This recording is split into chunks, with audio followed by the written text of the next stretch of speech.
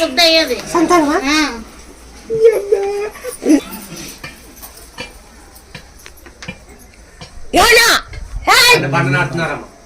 చెప్తే నీ పేరు పెట్టుకుంటా, నేను అనుకునింది ఖచ్చితంగా నీకు చేస్తా.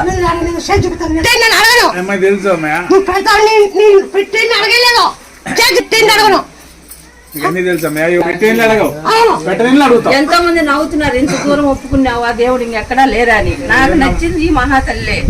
మా ఊర్లో కూడా అందరూ ఎగతాలు చేసినారు, అయినా కానీ తీసుకొని వచ్చిన ఈ పొద్దు కొంతమందిని. దాన్ని పోదాం మీరే సొంతంగా కూడా అతను కోయిట్ నుంచి తీసుకొని వచ్చినాను.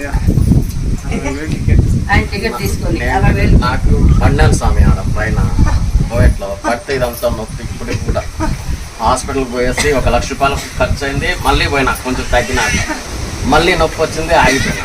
నాకే మా అన్న ఉన్నాడు, ఈ అక్కే నాకు విజా తీసింది అప్పుడు. ఇప్పుడు కూడా ఉంది ఇంకా